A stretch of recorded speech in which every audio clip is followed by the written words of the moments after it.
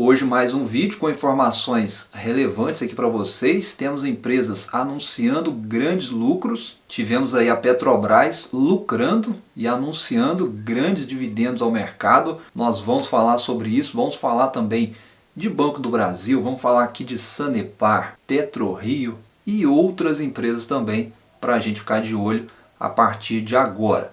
Mais um vídeo aí com algumas opiniões fundamentadas em fatos e, como sempre, eu trago boas empresas para a gente comentar. Vamos lá então, começando aqui falando rapidamente sobre o Banco do Brasil. Vocês têm mandado muitas perguntas aí sobre o Banco do Brasil, muita gente ainda preocupado com essa transição de governo, com medo aí disso respingar no banco, que vem muito bem, diga-se de passagem. Esse medo foi percebido no mercado, se a gente comparar as cotações dos grandes bancos nos últimos 5 dias, que pegaram aí o pós-eleição, fica claro que o movimento foi bastante descorrelacionado entre os bancos privados na comparação aí com o Banco do Brasil, e possivelmente ou certamente foi aí uma troca de posições que aconteceu em meio a todas as dúvidas em relação a essa transição de governo. Isso pode inclusive voltar a acontecer e respingar aí nas estatais, e em meio a tudo isso o investidor fica com medo, ele olha para as ações e vê as ações subindo forte aí nos últimos meses, nos últimos dias. Ao mesmo tempo acontece essa queda brusca, o investidor fica sem saber o que fazer, começa a ler notícia, ver manchetes, e em meio a tudo isso a pergunta que eu mais tenho recebido aí sobre o Banco do Brasil é se vale ou não vale a pena, e se é comprar, vender ou ficar de fora. E com base aí nessas perguntas eu deixo para vocês a minha opinião, lembrando que eu sou apenas um investidor normal, comum, igual a você que está aí me assistindo, mas eu procuro olhar sempre pelo lado otimista. E como eu sempre falo aqui, a primeira coisa é nos atentarmos aos fatos.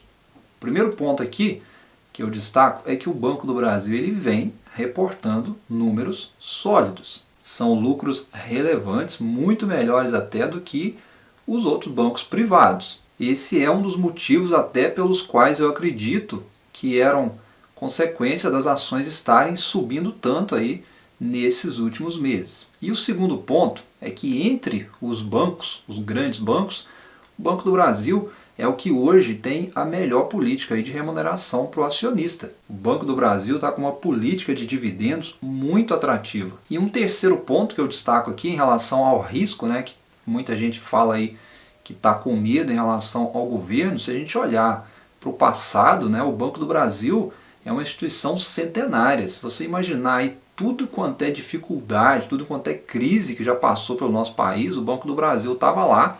E hoje o banco está nos seus melhores níveis em termos de resultado. Se você olhar dentro da estrutura do sistema financeiro nacional, o Banco do Brasil ele opera como um agente financeiro do governo, e ele é o principal executor das políticas de crédito. Aí entra a parte rural e industrial, ou seja, ele é o banco comercial do governo. E aí talvez o fato dele ser o banco comercial do governo é o ponto que causa esse medo, mas a gente tem que lembrar que ele está diretamente ligado ao crédito, que está ligado ao agronegócio, que está ligado às indústrias, que por sua vez impulsionam o nosso PIB. E aí, no meu entendimento, se o Brasil cresce, o Banco do Brasil também cresce, por ser justamente essa peça, essa engrenagem chave que contribui aí para que todo o sistema possa girar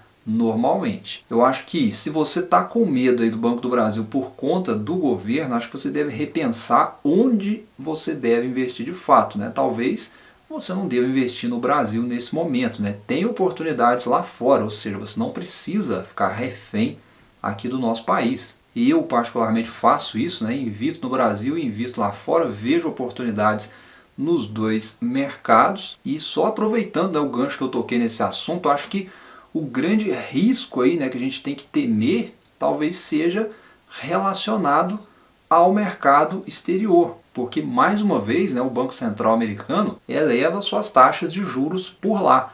E isso afeta diretamente o nosso mercado. O investidor brasileiro não tem força para segurar o nosso mercado diante de uma alta de juros desenfreada nos Estados Unidos. Se eu perguntar para você agora, você me empresta uma grana?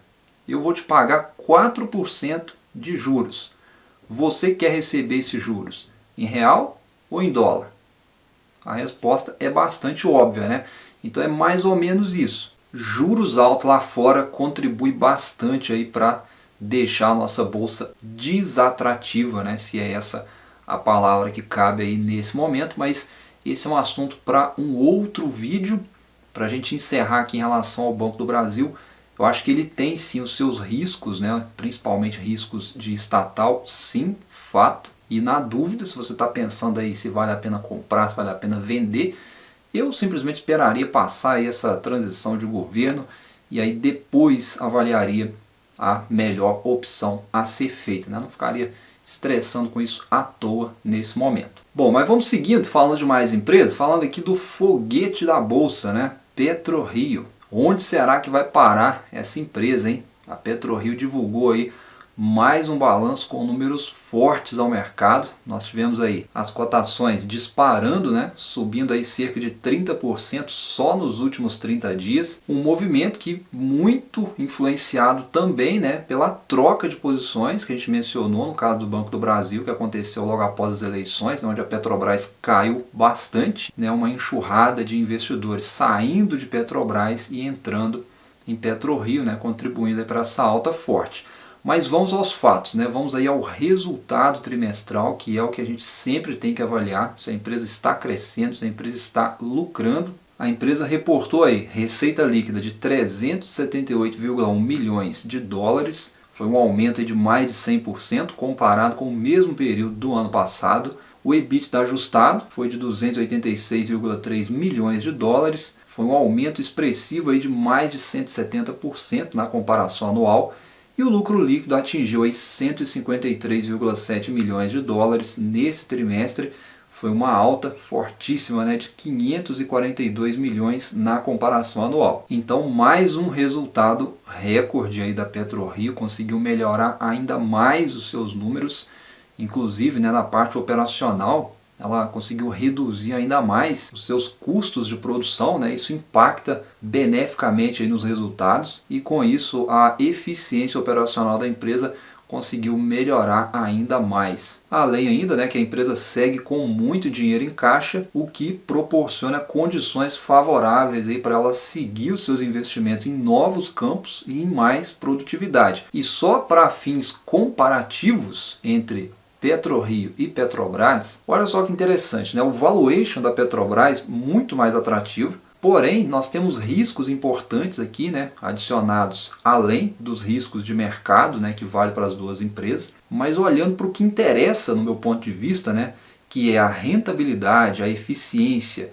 e o endividamento, a gente vê aí, né, que a PetroRio melhor, principalmente se a gente olhar do ponto de vista aí da margem de lucro. É o que a empresa coloca no bolso aí no final do dia, né? Não paga dividendos, a gente tem que deixar isso muito claro, né? É uma empresa aí que está investindo no crescimento, inclusive isso não é nenhuma recomendação de investimento, ainda mais nesses patamares atuais. Mas comparando as duas empresas, né, olhando aí para números, o fundamento, obviamente, está impecável, né? Tanto para uma quanto para a outra. E ainda em relação à Petrobras, ontem ela anunciou aí mais um grande dividendo ao mercado, aproximadamente R$ 3,34 por ação, que serão pagos aí em duas parcelas, metade desse valor no dia 20 de dezembro e a outra metade no dia 19 de janeiro de 2023. E a data com para ter direito a esses pagamentos é o dia 21 de novembro. Logo depois do anúncio, né, a empresa divulgou aí o resultado trimestral, terceiro trimestre de 2022, reportou aí mais um grande lucro, aproximadamente aí 46 bilhões, foi uma alta de 48% na comparação anual e uma queda aí no trimestre já esperada, né, devido à queda nos preços do petróleo recentemente. Mas mesmo assim, os números vieram fortíssimos, muito acima, né, do que o mercado estava esperando, mas 2023 ainda segue indefinido para a Petrobras, na minha opinião. Eu, como investidor, né, que estou sempre olhando aí oportunidades de investimento na Bolsa de Valores, a pergunta que me vem à cabeça nesse momento é a seguinte: em relação à política de dividendos, obviamente, né, se vai continuar, é uma questão, e também em relação a mudanças na empresa, né, principalmente em relação à diretoria. Isso aí é algo que ainda vai ser definido, mas é algo que o mercado com certeza está monitorando, e diante aí dessa transição de governo nós poderemos ter novamente aí uma troca de posições conforme veio acontecendo aí logo após o período eleitoral. Então a gente tem que ficar olhando, tem que avaliar com calma e ver se vão surgir oportunidades, seja nas empresas que vão estar se beneficiando positivamente com uma eventual troca de posições ou negativamente sendo penalizado aí nas cotações. Rapidamente aqui, passando aí por mais resultados trimestrais, a Sanepar também divulgou aí os seus números. A empresa reportou aí um avanço no lucro líquido, né? 274,9 milhões foi o valor reportado aí de lucro, avançando 2,8%. A receita líquida da empresa também cresceu cerca de 8% e atingiu 1,4 bilhão. E do lado negativo aí, né, ficou por conta do EBITDA e também da margem EBITDA, que tiveram queda, né, 3,2% de queda no EBITDA e 4,8 pontos aí na margem EBITDA, que ficou em 40%. Ainda é uma boa margem de lucro, mas, né, a Sanepar vem sofrendo aí nos últimos meses com o aumento de despesas, né? Isso vem impactando o resultado operacional. Já em relação a dividendos, né, que é o que muitos investidores da empresa esperam, não tivemos novidade, mas olhando aí para o histórico da empresa, possivelmente a gente deve ter alguma novidade aí no mês de dezembro. Historicamente aí, né, a empresa sempre costuma anunciar algum fato relevante a respeito disso aí no mês de dezembro. Então vamos aguardar. E só para a gente finalizar aqui, né, o pessoal perguntou bastante também sobre Copel. Os últimos acontecimentos que circularam aí no mercado, que impulsionaram as ações da Copel, chamaram a atenção, né? Só de sentir o cheiro aí de privatização, o mercado já coloca o carro na frente dos bois, mas sobre isso não tem nada definido ainda, tá, pessoal? O fato relevante, ele não diz muita coisa, fala apenas sobre uma solicitação de estudos técnicos aí para uma potencial operação no mercado de capitais. Então nós não temos aí uma confirmação, né, se de fato vai ser uma desestatização e nem como que deve ser esse modelo caso vá acontecer. Uma privatização é sempre um processo bastante complexo, é demorado, não acontece da noite para o dia.